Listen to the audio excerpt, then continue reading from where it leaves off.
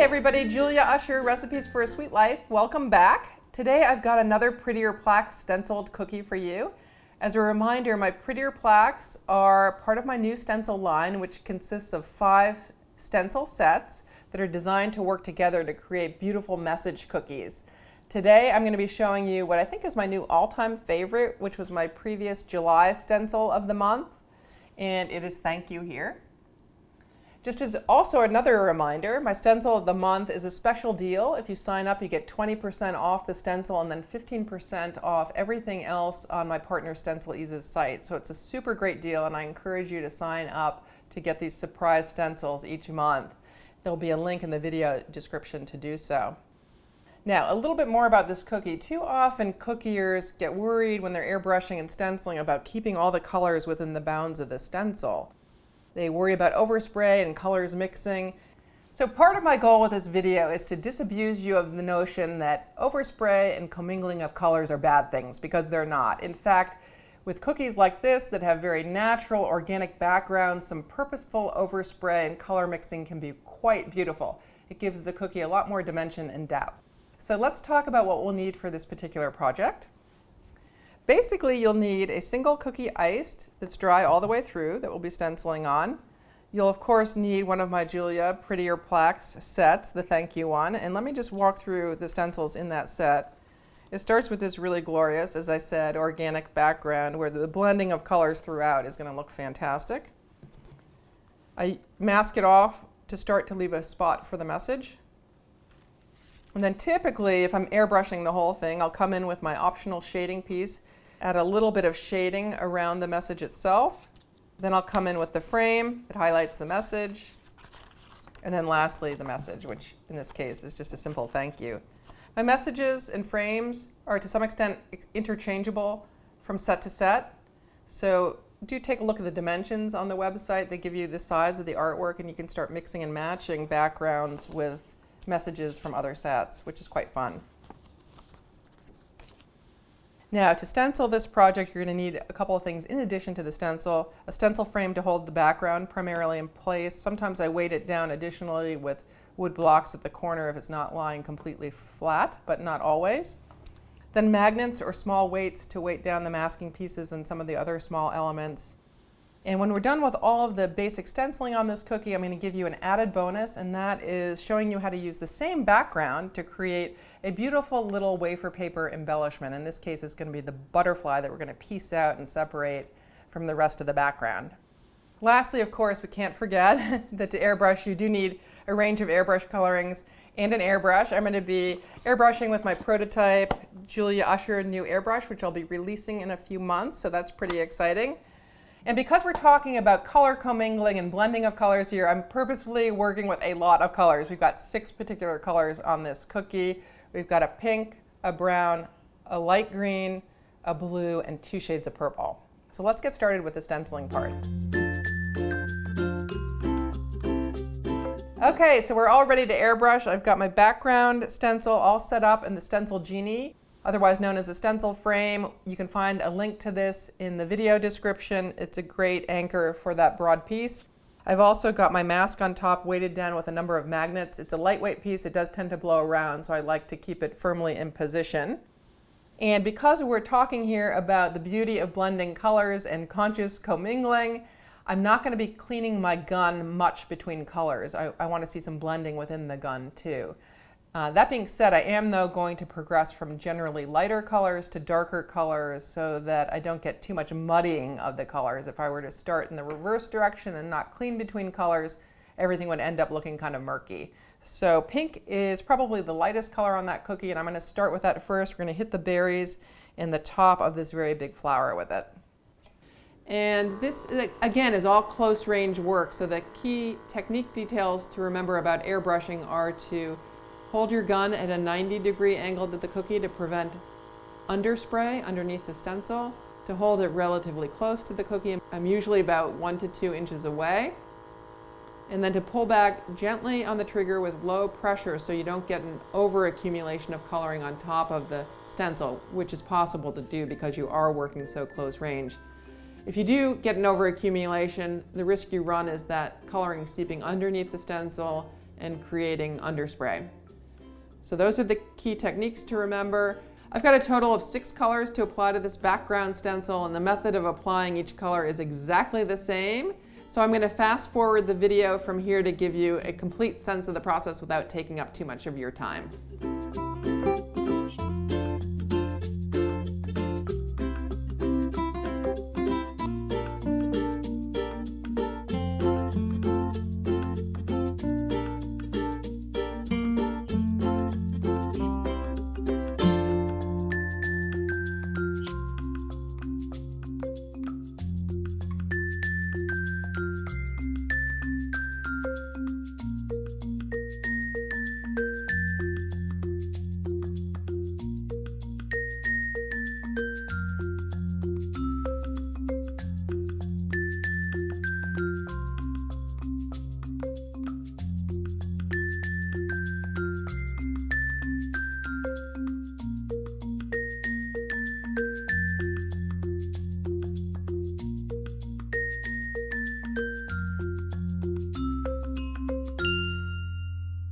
So we're all done airbrushing.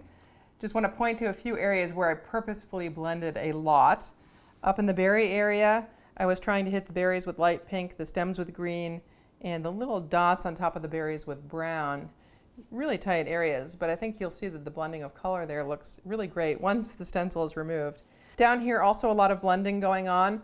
Unfortunately, I mixed up my purples. I used my darkest purple up top and my lightest purple sort of down at the bottom, and I had meant to do the opposite. So maybe this will look great and be a pleasant surprise, or maybe it'll look a lot different than the cookies up here where I actually reversed the placement of the purple. But a lot of blending going on here and a little bit through the butterfly as well, a combination of blue and purple. So here's the grand reveal. Ta-da! And I actually think the mixture of colors there almost doesn't matter. That looks spectacular as well, as do those. So now we'll move on to the next layer.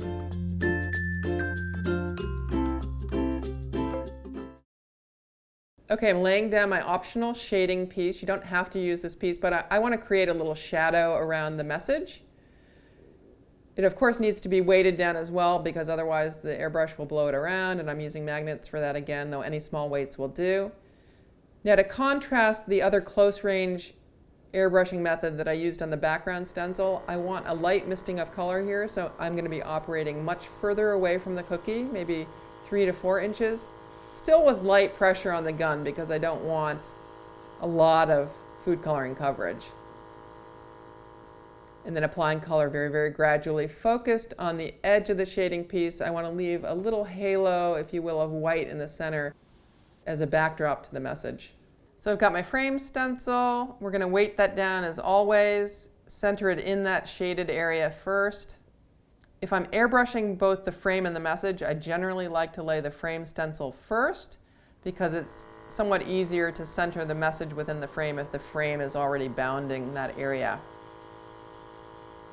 Again, this is close range work, so I will be working at a 90-degree angle to the cookie, about 1 to 2 inches away, low pressure on the gun and gentle pullback on the trigger so I don't get an over-accumulation of coloring on top of that very small opening. Any over-accumulation can run under it and then make a mess. Ta-da! And last, the message stencil. You can see how easy it is to center within the frame now that that dark frame is airbrushed. Weighting it down as always, and again, this is going to be close range work, so those 3 technique considerations I mentioned for the frame also apply here. Close to the cookie, 90-degree angle, gentle pullback on the trigger.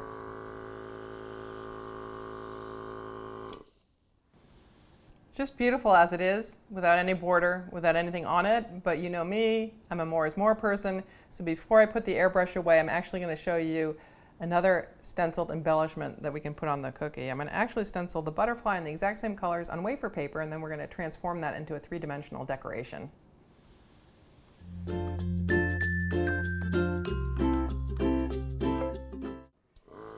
So I've got my background stencil now weighted down on a piece of wafer paper. Wafer paper, as you may or may not know, is an edible medium that's great for lightweight decorations. It's basically made, in most cases, of potato starch, water, and a little bit of oil. It then gets dehydrated into thin sheets, and then you can cut it out as we're gonna do, punch it, shape it into all different forms. Now I'm just focusing on the butterfly here. I'm gonna fit as many as I possibly can on the sheet of wafer paper by moving my stencil around, first with the purple to create the bodies. And once I've got a number of them on the paper, we'll come back, line up the stencils with the bodies, and come back with blue coloring to hit the wings. And that would complete step 1 of the butterfly process.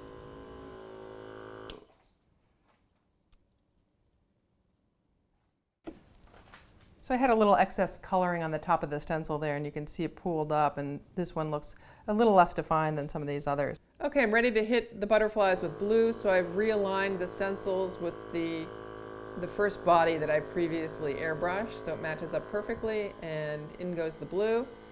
Now I'll just slide it over, realign the stencil once again with that purple body, and hit the edges of the wings. We're going to repeat this for as many bodies as I have on this piece of wafer paper.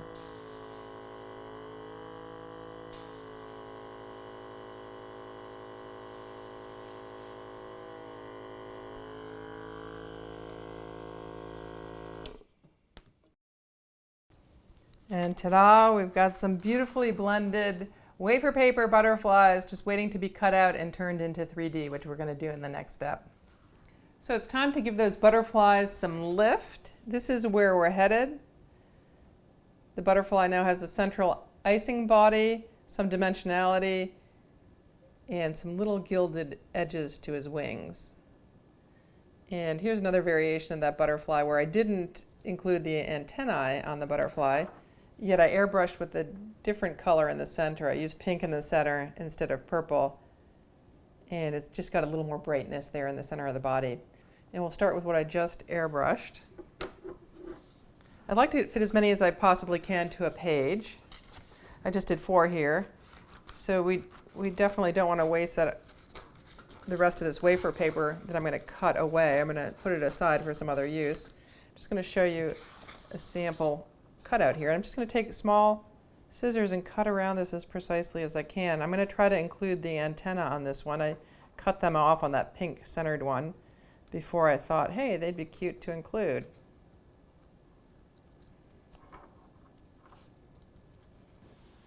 So that's cut pretty nicely. You don't have to be perfectly cut around the antenna. That's pretty hard to do.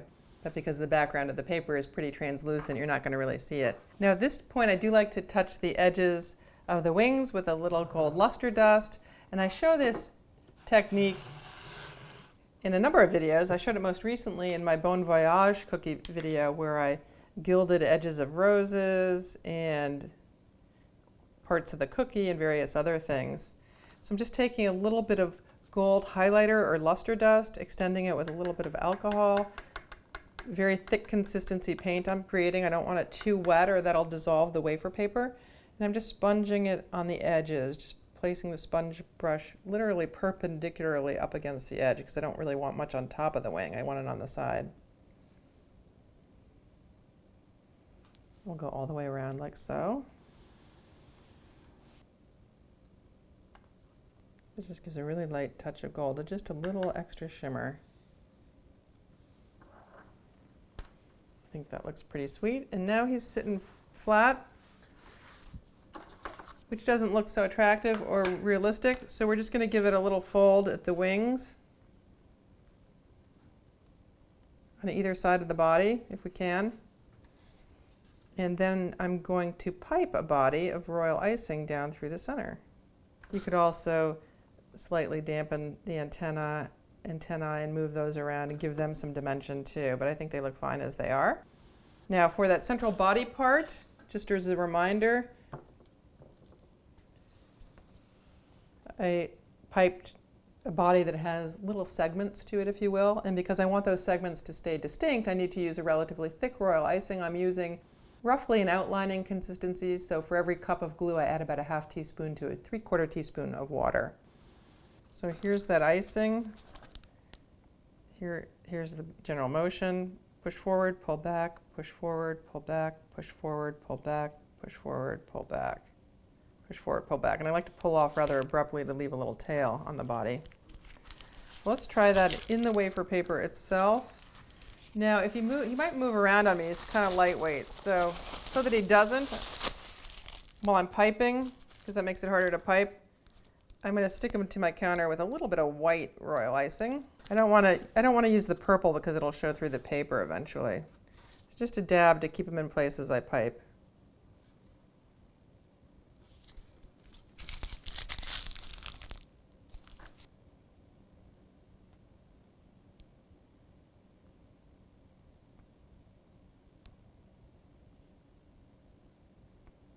I've got a nice little body on him and he looks just great. When the icing's dry, I will probably fold the wings up a little bit more just to conceal that seam.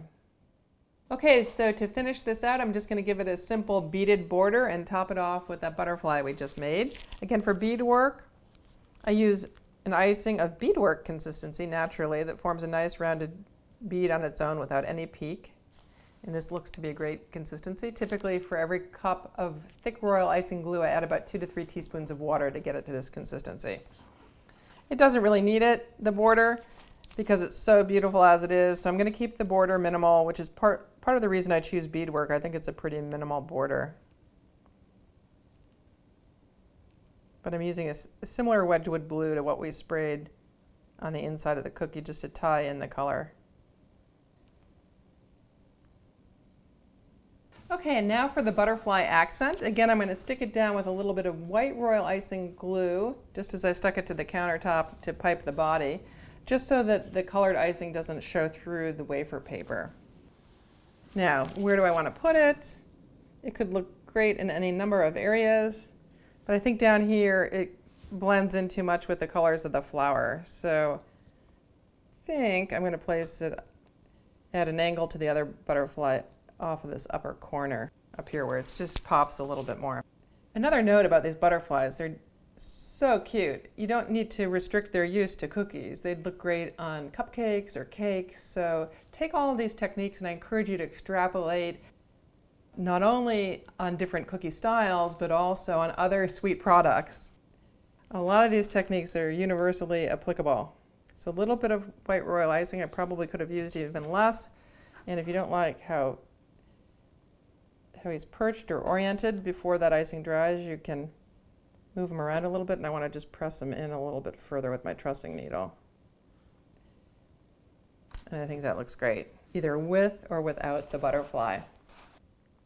So as a reminder, this thank you stencil was my July stencil of the month. I've got a stencil of the month club, which gives you special surprise stencils at 20% discounts each month. So I encourage you to check that out. The link will be in the video description. If you're just interested in buying stencils on an occasional basis and not joining a club, that's possible too. The link to all of my stencils is also in the video description. I hope you enjoyed this video, and until next one, live sweetly.